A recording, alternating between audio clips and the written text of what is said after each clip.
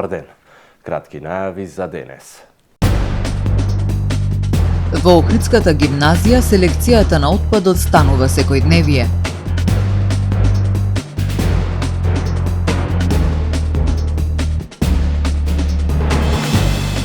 Во тек е замена на турбинските пумпи во станицата Метропол.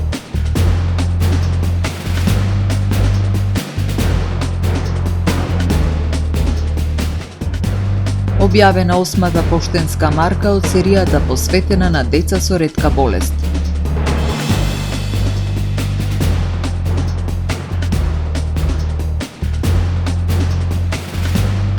Младата логопедка Васка Костојчиновска преку програмата за самовработување отвори приватен логопедски кабинет. Следува временската прогноза.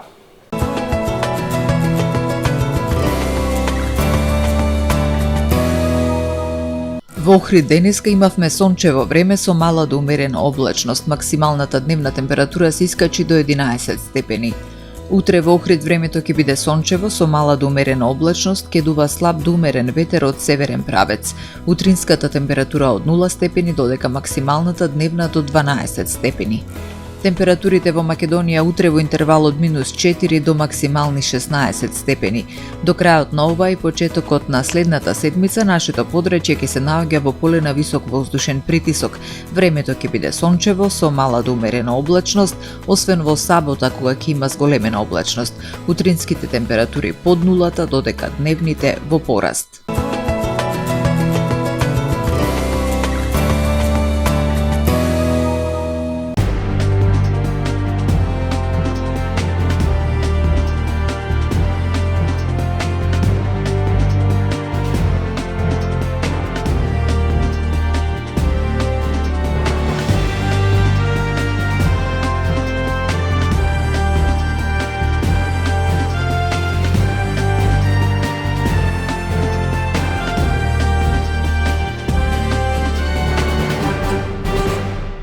Охридската гимназија активно работи на селекција на отпадот.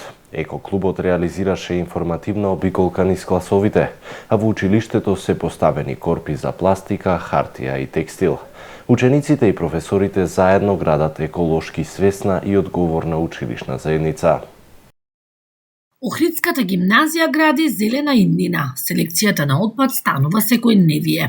Учениците и професорите заедно континуирано и активно работат на селекција на отпадот и градење еколошки навики. Во училиштето се поставени специјални корпи за одвојување на пластика, хартија, метал и текстил, со што се овозможува правилно управување со отпадот уште во училишните клупи. Треба да почнеме веќе со рециклирање. Секој отпад да го ставаме на свое место, например пластика во делот за пластика, стакло во делот за стакло и треба да се навикнеме веќе на тоа, бидејќи почна да станува многу голем проблем во живењето. Јас мислам дека колку што е важна примарната селекција на пластика, уште поважна и секундарната, бидејќи не постои само еден вид на пластика, туку многу повеќе и не можат сите заедно во исти кош да се селектираат, мора сите посебно да се селектираат и од селектираната пластика може да се нормално да се рециклира. Организира проект во Тенерифе, каде што преземавме најразлични активности и видовме најразлични фабрики за рециклирање на пластика. И исто така мислам дека и во нашата држава треба да се крене свеста и да се превземаат најразлични активности за рециклирање и за селектирање на пластика. Најголем впечаток оставија плажите, односно акцијата за чистење на плажи во Тенерифе и во споредба со овде имаше голема разлика, односно рециклирањето таму е на многу повисоко ниво, затоа мислам дека треба да почнеме и овде да го земеме тоа како пример и да продолжиме во нашата држава. Треба да почнеме да се едуцираме и да знаеме како правилно да примерно, па после секундарно да селектираме. И нашето знаење кое го стекнавме на Еразмус проектот треба да го споделиме со нашите соученици и пријатели. Овој систем е дел од проектот Училишта без пластика, а учениците стануваат свесни за значењето на правилната селекција. Преку директна комуникација и едукативен пристап тие испраќаат јасна порака. Грижата за животната средина започнува од секој од нас. Особено значајно е што овие активности не се вклучени само учениците, туку и професорите кои што со личен пример придонесуваат кон создавање на еколошки свесна училишна заедница. Заедничката посветеност покажува дека еколошката свест не е тренд, туку вредност која што се негува секојдневно. Екотимот на Охридската гимназија е еден од најактивните екотимови. Нашиот екотим е вклучен во многу различни активности. Вклучен е во пошумување, во заштита на Охридското езеро, во рециклирање како еден од најважните чекори за да се заштити животната средина. И морам да кажам дека ми е особено драго што младите ја препознаваат важноста за заштитата на животната средина. Ние како екотим во однос на рециклирање имаме поставено различни корпи за да се селектира, да не се фрла ѓубрето наоколу. Корпи за пластика, корпи за метал, корпи за хартија, корпи за мешано ѓубре. Нашата цел е да ја подигнеме свеста не само на учениците кај нас во гимназијата, едноставно да ја подигнеме свеста на сите граѓани, од најмладите до најстарите, дека рециклирањето е важен чекор за заштита на животната средина. Имаме соработка со 10 училишта, сите 4 средни училишта и 6 од основните училишта, кои што го спроведуваат овој систем, да ја наречам програма Училишта без пластика. И оно што не радува многу е што постои интерес за оваа програма и од другите училишта од Македонија, така што имаме едно училиште и во Струмичкиот регион кој што стана дел од Училишта без пластика, а веќе и нашите колеги, активисти, еколози од невладениот сектор во Струга сакаат да научат повеќе за овој модел, за да можат и струшките училишта да се вклучат евентуално во ова важна, како да наречам, трансформација за спроведување на одржлив систем за примарна селекција на отпадот. Проектот опфаќа и акции за садење на урбано зеленило, пролетно чистење на плажи и крајбрежје. Со вакви чекори гимназијата се позиционира како пример за одговорно и одржливо училиште во градот. Младите демонстрираат дека промените започнуваат од училницата, а зелената иднина се гради со мали, но доследни чекори. Проектот за замена на постоечката опрема на пумпната станица Метропол, кој е финансиран од владата, е во втора работна фаза. Во рамки на проектот се врши целосна замена на двете вертикални турбински пумпи, кои се во функција од 1988 година, при што се поставуваат нови, поекономични и автоматизирани пумпни агрегати. Паралелно се спроведува целосна замена на електричното напојување и електричната инсталација, со цел зголемена сигурност, ефикасност и стабилност на системот.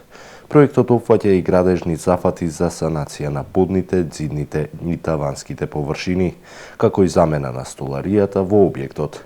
Со реализацијата на оваа инвестиција од 39 милиони денари се очекува значително намалување на трошоците за електрична енергија на јавното претпријатие Водовод, кој во изминатиот период представуваат сериозен финансиски предизвик. Објавена 8-та поштенска марка во серијата посветена на децата со ретки болести. Денес македонската поштенска историја испиша уште една златна страница. Од печат официјално излезе 8-та поштенска марка посветена на децата со спинална мускулна атрофија. Иницијативата е на Гордана Лолеска, која како вработена во АДА Пошта на Македонија и председател на Сдруженијето Ретко е да си редок од Охрид, својата професија ја претвори во најсилна алатка за општествена одговорност. Македонија преку овој проект веќе 8 години поред во месецот на ретките болести го потврдува својот статус како прва и единствена земја во светот која преку поштенските марки ја пренесува пораката на овие храбри дечиња. Ова не е само филателистички успех, туку символ на една долгогодишна нескршлива борба за живот и гласно препознавање на реткоста, вели Лолеска. Оваа серија поштенски марки низ годините стана мост меѓу институциите и граѓаните, докажувајќи дека секоја испратена пратка со оваа марка е глас за поддршка, надеж и подобра иднина за децата со ретка болест. Млада клиничка логопедка од Вевчани, Васка Костојчиновска, преку програмата за самовработување го отвори првиот приватен логопедски кабинет во Струга. Говорна куќичка е простор каде се работи на говорно-јазичен развој и поддршка на децата од Струшкиот и Охридскиот регион. Првиот изговорен збор на едно дете може да значи повеќе од 1000 реченици. Токму за тие мали но големи победи стои Васка Костојчиновска од Вевчани, клинички логопед, која својата љубов кон децата ја претвори во животна мисија. Преку програмата за самовработување го отвори првиот приватен логопедски кабинет во Струга. Уште во моите средношколски денови, јас сум завршена медицинска сестра, сватив дека работањето со деца е она што би ме исполнало и дека тоа ќе биде мојот професионален пат. И кога дојде време за што да се запишам со родителите, дали да е ова, дали да е она, но сватив дека логопедијата ќе биде. И така, значи, една насмевка од децата, јас сум радосна, тоа е еден мој голем поттик за понатамашната работа. Во говорна куќичка детските зборови стануваат реченици, првите изговорени гласови стануваат радост. Со трпение и љубов децата добиваат шанса да го пронајдат својот глас. Најпрвен треба да имаш волја, треба да знаеш што сакаш, да си храбар, бидејќи ова е секоја работа е ризик. Значи во Македонија може, само пак ќе речам да имаш волја и се тоа, да си храбар и да си ги оствариш со ништата. Во време кога многу млади луѓе заминуваат, Васка одлучи да остане и создава. Таа воедно работи и во Центарот за атипичен развој на деца со посебни потреби во Струга. Стартуваат 22 нови авиолинии кои ја поврзуваат Македонија со цела Европа. Објави преку социјалните мрежи вице-премиерот и министерот за транспорт Александар Николовски. Тој сподели и мапа со новите воспоставени воздушни врски кон Европа од двата национални аеродроми кои ќе бидат активни од 2024 до 2026 година. Во својата објава на Facebook, Николовски нагласи дека авиацијата во земјава бележи значителен прогрес. Аеродромите во земјава со растечкиот број на патници стануваат предводници во регионот, истакна тој. Продолжуваме со уште поголем број активности во предстојниот период со цел дополнително да го унапредиме воздушниот сообраќај, напиша вице-премиерот Николовски. Интересен настан ќе се одржи утре за сите оние кои сакаат да дознаат повеќе за правилната исхрана, со акцент за исхраната за време на пост. Здруженијето на лица со дијабет од Охрид во соработка со Библиотека Григор Прличев од Охрид утре 26 февруари организира средба со професионалните нутриционисти, охриѓаните Наум Костов и Билјана Трајчевска, познати и како Нутридуо.